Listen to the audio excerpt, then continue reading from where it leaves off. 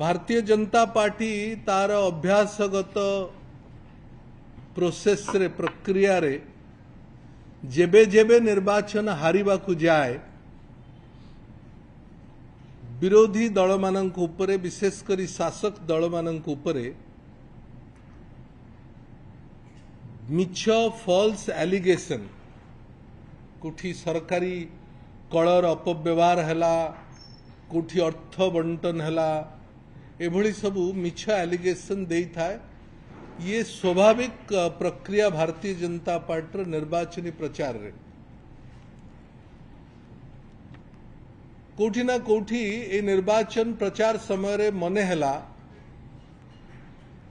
जे केंद्र मंत्रींकर उपरे साधारण लोकंकर गोटे बड़ असंतोष बा आक्रोश अछि।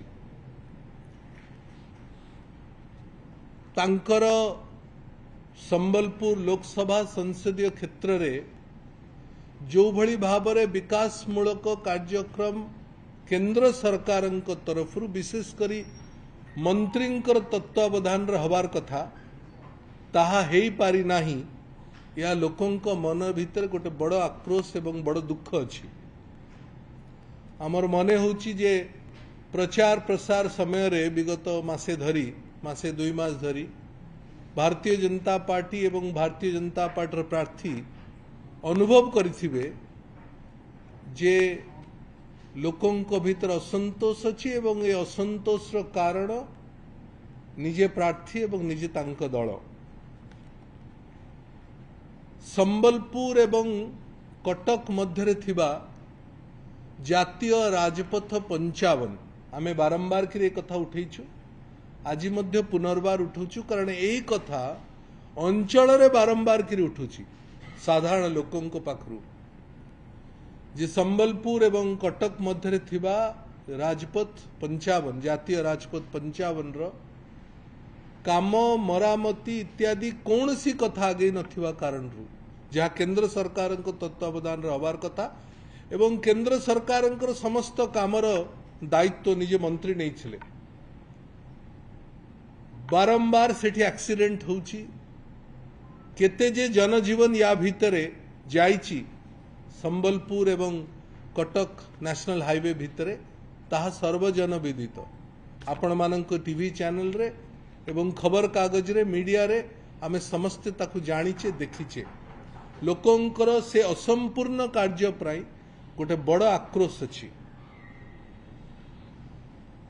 मंत्री निजे देशर शिक्षा मंत्री गोटे भी केंद्रीय विद्यालय स्कूल संबलपुर लोकसभा अंतर्गत खोलिला नाही।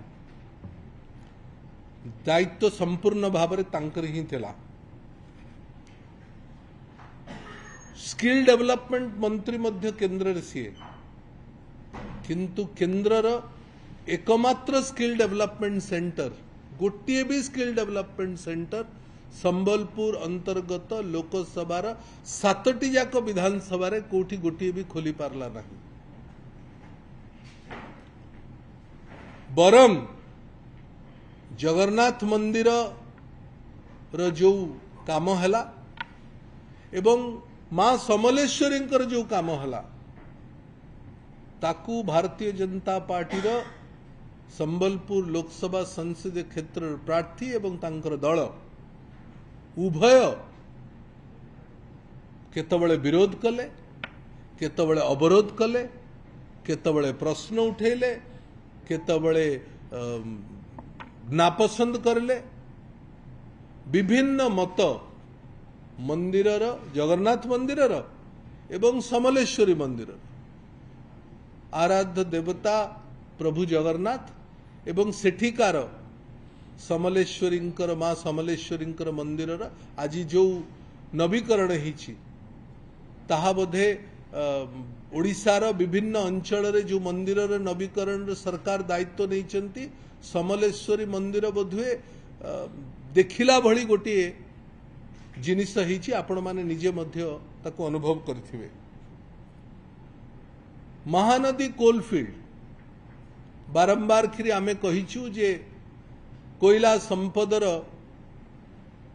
पूरा व्यवहार केंद्र सरकार करुचंती ओडिशारू कोयला उत्पादन होउची ओडिशारू जाउची ओडिशार कोयला सर्वभारतीय स्तर रे विनियोग होउची अथच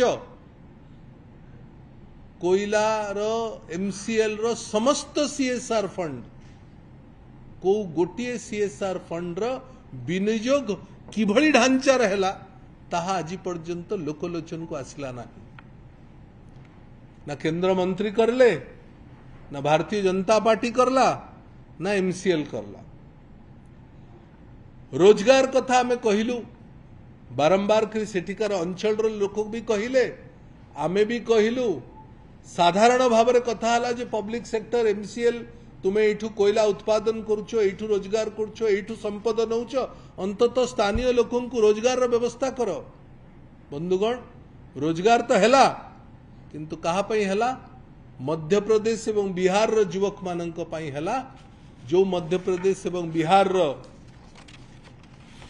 राज्यसभा सांसद भाव में आजिकार भारतीय जनता पार्टी रो प्रार्थी पूर्व दिन रे दायित्व नहीं थिले। एबे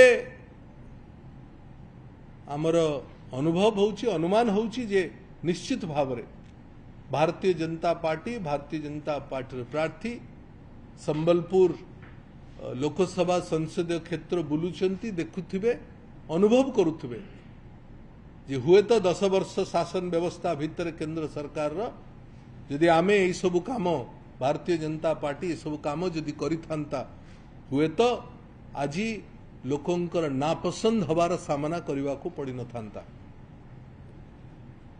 मिछ एलिगेशन मिछ कथा केतबळे सरकारी कल व्यवहार होउची केतबळे अर्थर बंटन होउची ए कथा कहिकिरी गोटे निश्चित पराजय को जाउथुवा भारतीय जनता पार्टी निजको निवृत्त रहिबा को चेष्टा करुची ताहा संभव नुह।